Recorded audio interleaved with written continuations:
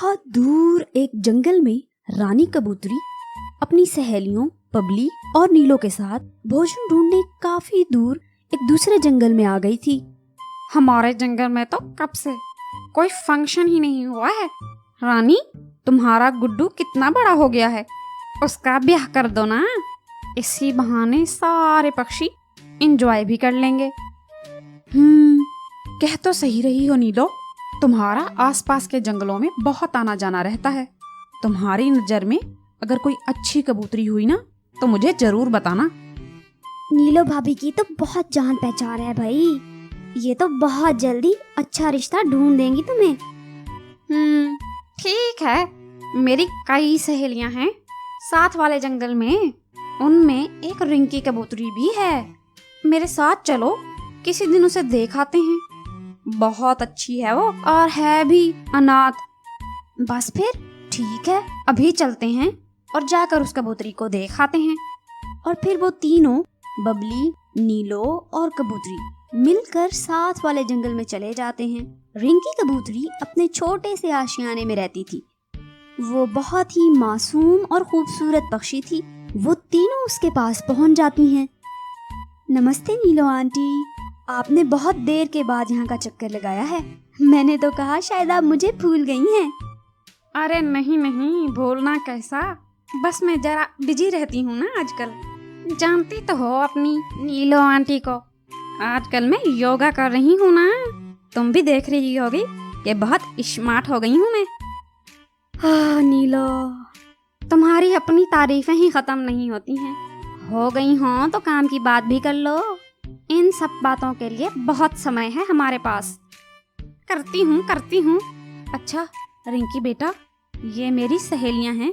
मेरी सहेली रानी का एक बच्चा है, गुड्डू कबूतर। बहुत अच्छा बच्चा है, मेरे ही हाथों खेला हुआ है। ये तुम्हारी उससे शादी करवाना चाहती हैं, अगर तुम्हें कोई ऐतराज ना हो तो। जी रिंकी, वो आपको बहुत खुश रखेगा। गुड्डू की जंगल में बहुत बड़ी बिरयानी की शॉप है, बहुत अच्छा कमाता है वो। नीलो आंटी, आप मेरी बड़ी हैं, आपको जैसे सही लगे आप कर दें। आप मेरा बुरा थोड़ी ना सोचेंगी। हाय, जीती रहो, कितनी अच्छी बच्ची है ना। कहा था ना मैंने, हमेशा मेरी बात मानती हो। तेरी आंटी तेरा बुरा नहीं सोचेगी। हाय, मुझे तो ये रिंकी बहुत अच्छी लगी है।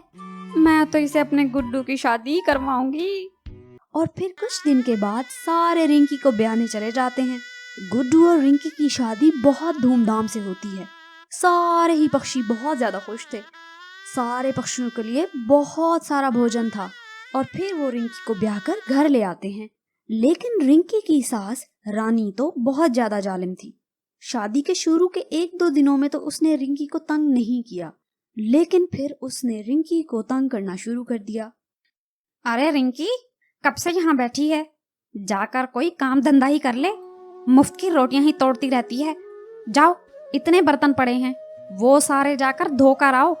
मैं जब जवानी में थी ना, अपनी सास के सारे काम करती थी, और एक तुम हो निखट्टू कहीं की। और जाओ, मुझे चाय बना कर दो, सर में ही दर्द कर दिया है जब से ब्याह के लाई हूँ। अच्छा माँ जी, मैं भी करती हूँ सारे काम, आप गुस्सा ना करें, मैं तो वैसे ही सब करने वाली थी। और यूं रानी बाकी सब पक्षियों के सामने तो बहुत अच्छी बनती थी, लेकिन अकेले में रिंकी को बहुत ज्यादा तंग किया करती थी। लेकिन रिंकी बहुत ही अच्छी थी, उसने कभी भी गुड्डू को इसके बारे में नहीं बताया था। ऐसे ही एक दिन कबूतरी रिंकी को डांट ही रही थी कि ऊपर से गुड्डू भी आ जाता है। क्या है माँ, तुम हर समय ही रिंकी को डांटती रहती हो। उस बेचारी ने तुम्हें बोला ही क्या है, हर समय तो तुम्हारी खिदमत में लगी रहती है, लेकिन आप फिर भी उसे हर समय डांटती रहती हो। हाँ जी, अब तो माँ ही बुरी लगेगी ना। समझ गई हूँ बेटा, सब समझ गई हूँ मैं कि तुम्हें अपनी माँ से जरा भी प्यार नहीं है, बस अब अपनी पत्नी से ही प्यार है तुमको। और तू क्या मेरा मुंह देख रही है कलमुही? चल जाकर मेरे लिए शरबत बना कर ला, कितनी गर्मी है बाहर, तौबा। अब तो गुड्डू भी अपनी माँ को कुछ भी नहीं बोलता था। रिंकी, तुम चिंता मत किया करो, मेरी माँ दिल की बुरी नहीं है। देखना, जब एक दिन उनको अपनी गलती का एहसास हुआ ना, वो खुद सही हो जाएंगी। अरे नहीं नहीं गुड्डू जी, मैं तो गुस्सा ही नहीं करती हूँ उनका, मैं तो उनको अपनी माँ ही समझती हूँ, क्योंकि मेरी माँ तो बचपन में ही मर गई थी ना। मुझे तो उनके गुस्से में भी प्यार ही नजर आता है। पता नहीं मैंने कौन सी नेकी की होगी कि मुझे तुम जैसी पत्नी मिली है। मैं तो बहुत खुश हूँ। मुझे लगता है मेरा कोई अच्छा कर्म मेरे काम आ गया है। ऐसे ही दिन गुजरते जा रहे थे, लेकिन कबूतरी का जुल्म था कि बढ़ता ही जा रहा था। लेकिन रिंकी सारा कुछ चुपचाप सहती रही। बबली, चलो ना, आज रानी के घर चलते हैं, देख कर आते हैं कि रिंकी खुश भी है कि नहीं। हाय, मुझे तो बहुत फिक्र होती है उसकी। चलो नीलो बहन, अभी चलते हैं। मेरा भी बहुत दिल कर रहा है उसको मिलने का। और यूं बबली और नीलो रिंकी से मिलने गुड्डू के घर आ जाते हैं। कबूतरी ने जैसे ही देखा कि नीलो और बबली आए हैं, वो रिंकी के साथ अच्छा बनने के ड्रामे शुरू कर देती है। आओ नीलो, आओ, बहुत दिन हो गए, तुम आई ही नहीं। शादी के बाद पहली दफा आई हो तुम। हाँ, मैंने कहा देख कर तो आऊं कि मेरी रिंकी बच्ची कैसी है और तुमने उसे किस हाल में रखा हुआ है।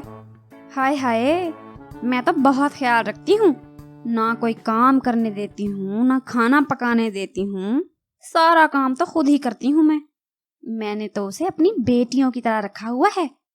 तभी वहाँ रिंकी भी आ जाती है। रानी रिंकी को देखकर डर जाती है कि कहीं रिंकी बबली और नीलो को सब सच न बता दे। वो दिल ही दिल में बहुत ज्यादा डर जाती है, लेकिन रिंकी दिल की बहुत अच्छी थी। अरे मेरी बच्ची, कैसी हो तुम? खुश भी हो? सच बताओ, खुश तो हो ना यहाँ तुम? अरे नीलो आंटी, हाँ हाँ, यहाँ पे मैं बहुत ज़्यादा खुश हूँ। रानी आंटी तो बहुत ज़्यादा अच्छी हैं, मेरा बेटियों की तरह ख्याल रखती हैं। सच पूछें तो मुझे दूसरी माँ मिल गई है। हाँ, ये तो सही कह रही हो तुम, रानी अच्छी तो बहुत है। रानी तो ये सुनकर बहुत ही ज्यादा हैरान और शर्मिंदा थी। वो दिल ही दिल में बहुत ज्यादा शर्मसार हो रही थी। और फिर बबली और नीलो चाय पीकर वहाँ से चले जाते हैं। तभी वहाँ गुड्डू कबूतर भी आ जाता है। रिंकी बेटा, आप तो वाकई बहुत अच्छी हो। मुझे तो लगा कि आप मेरी सहेलियों के सामने मेरी शिकायत करोगी, लेकिन तुमने तो मेरी इज्जत रख ली और मैं आपके साथ इतना बुरा करती थी। तुम कृपया करके मुझे माफ कर दो, मैं वाकई शर्मिंदा हूँ। कोई बात नहीं माँ जी, आपको एहसास हो गया, मेरे लिए तो यही बहुत है।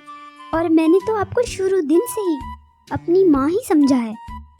और फिर रिंकी गुड्डू और रानी के साथ बहुत ही हंसी खुशी रहना शुरू कर देती है। और रिंकी, जिसने कभी कोई खुशी नहीं देखी थी, अब उसकी जिंदगी खुशियों से भर गई थी। हमें इस स्टोरी से सीख मिलती है कि हमें घर में अगर सुकून चाहिए तो हमें एक दूसरे के साथ मिलजुल कर हंसी खुशी रहना चाहिए। अगर हम लड़ते रहेंगे तो हमारे घर का सुकून बर्बाद हो जाएगा।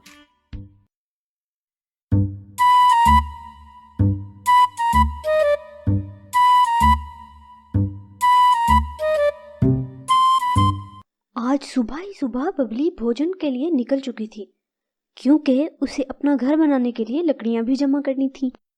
क्योंकि उसे पता था कि कुछ दिनों में बहुत ज्यादा बारिशें शुरू हो जाएंगी। उड़ते उड़ते अचानक उसे गोलू बादल मिल जाता है, जो कि उनकी जंगल की तरफ जा रहा था। शुक्र है बबली, तुम मिल गई। मैं सोच रहा था कि तुम्हें संदेश कैसे भेजूंगा। क्यों, क्या हुआ गोलू भाई? क्या संदेश भेजना था आपने? मैंने बस बताना था कि मैं 2-3 रोज में तुम लोगों के जंगल में बहुत ज्यादा बारिश करने वाला हूँ। मैं रास्ते में भी बारिश करता जाऊंगा और अगले कुछ दिनों में तुम लोगों के जंगल पहुंच जाऊंगा। यही संदेश भेजना था। अच्छा हुआ तुम मिल गई मुझे।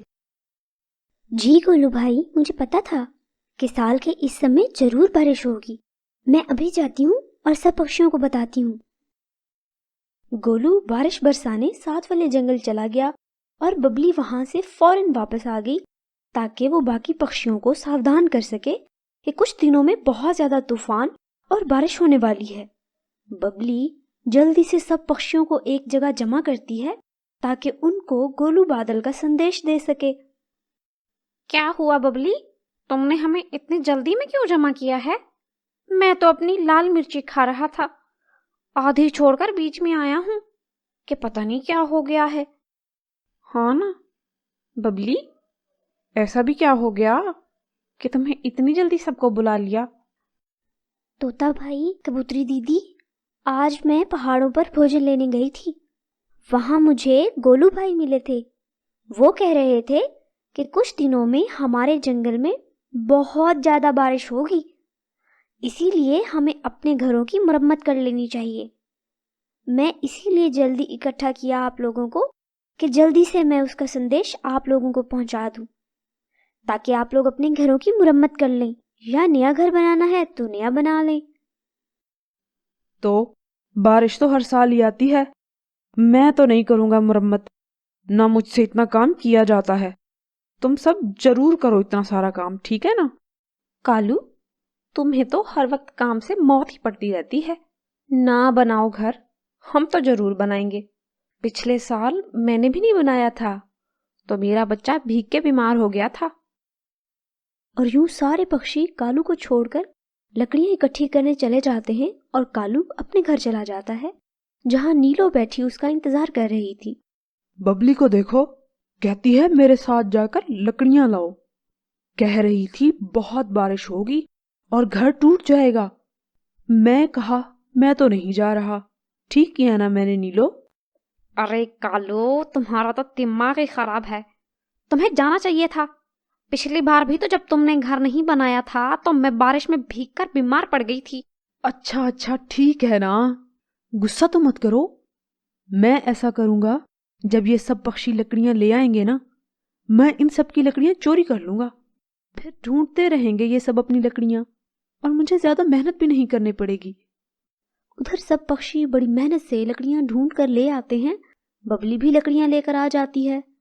कबूतर जैसे ही लकड़ियों को देखता है तो कहता है, अरे बबली, ये क्या, ये कौन सी लकड़ियां इकट्ठी कर ली तुमने? ये तो एक दिन भी नहीं निकालेंगी इतनी सख्त बारिश में। अरे ये तो बहुत नाजुक होती हैं, एक तूफान से ही टूट जाएंगी ये तो। चिड़िया ने बहुत ही मेहनत से लकड़ियां इकट्ठी की थीं, लेकिन वो मेहनत से भागने वालों में से नहीं थी। चलें, कोई बात नहीं कबूतर भाई, मैं कल और ले आऊंगी। अब मुझे पता नहीं चला ना, कल मैं ज्यादा टाइम लगाकर मजबूत लकड़ियां इकट्ठी करूंगी।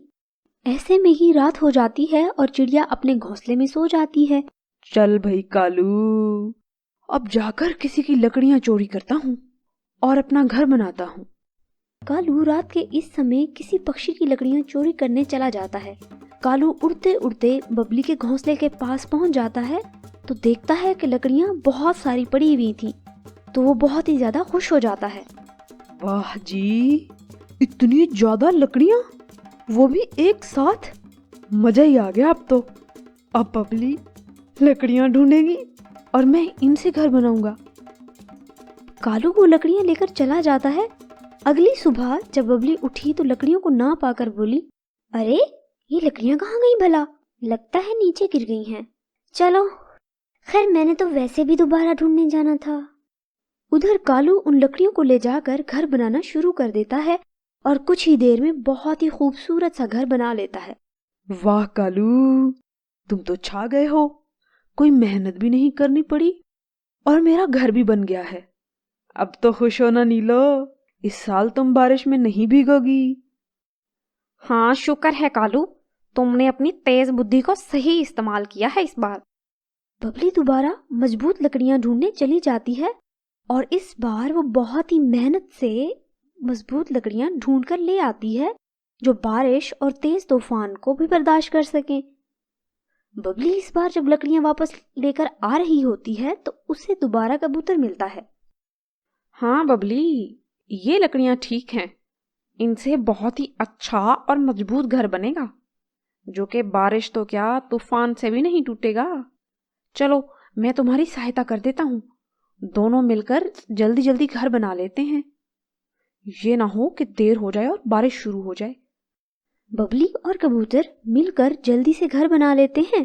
अरे देखो तो कितना प्यारा घर बना है मेरा। ऐसा घर पूरे जंगल में किसी का नहीं होगा, मुझे पता है। और यूं सारे ही पक्षियों ने अपने अपने मजबूत घर बना लिए थे। कौवा भी बहुत ही ज्यादा खुश था कि उसने बगैर मेहनत के घर बना लिया है। फिर कुछ समय के बाद जंगल में बहुत जोरों की बारिश शुरू हो गई। इससे पहले इतनी बारिश किसी ने नहीं देखी थी। सभी पक्षी अपने अपने घरों में मौजूद थे। बारिश बहुत ही तेज हुई जा रही थी और रुकने का नाम तक नहीं ले रही थी। कुछ देर तक तो कालू का घर बारिश का मुकाबला करता रहा, लेकिन आखिरकार वो टूट गया। अरे नीलो, मैं तो इतनी मेहनत से घर बनाया था, ये फिर टूट कैसे गया है? अब तो हमें कोई पनाह भी नहीं देगा अपने घर में। तुम तो हो ही कामचोर। मैं कल ही अपनी अम्मी के घर चले जाना है। इस बार फिर बारिश में भीगना पड़ेगा हमें। तुम तो ढीठ हो, लेकिन मैं बीमार पड़ जाऊंगी। और यूं कालू और नीलो वहीं बारिश में भीगते रहते हैं। जैसे ही कुछ समय के बाद बारिश होना बंद हो जाती है तो वहाँ सब पक्षी देखते हैं कि कालू नीचे पड़े हुए हैं। वो फौरन दोनों को उठाकर डॉक्टर तोताराम को बुला लाते हैं, जो उनको मेडिसिन देते हैं तो दोनों को होश आ जाता है। लेकिन उनको बहुत ज्यादा ठंड लग चुकी थी। कालू भाई, आपने तो नया घर बनाया था ना, फिर ये टूट कैसे गया? अरे बबली, क्या बताऊं, मैंने तुम्हारी लकड़ियां चोरी करके घर बनाया था, मुझे माफ कर दो। अरे पागल कालू कव्वे, वो लकड़ियां तो बहुत ही कमजोर थीं। वो तो बारिश को नहीं सह सकती थीं। मैंने इसीलिए तो बबली को कहा था कि कोई और मजबूत लकड़ियां ढूंढ कर लाए। सही कहते हैं वैसे, चोर चोरी से जाए, हेरा फेरी से ना जाए। और फिर कालू इस सब के बाद खूब मेहनत करके लकड़ियां जमा करता है और अपना नया घर बनाता है। तो हमें इस स्टोरी से सीख मिलती है कि हमें हर काम वक्त पर करना चाहिए, और अगर कोई काम मेहनत तलब हो तो उसमें सुस्ती नहीं करनी चाहिए।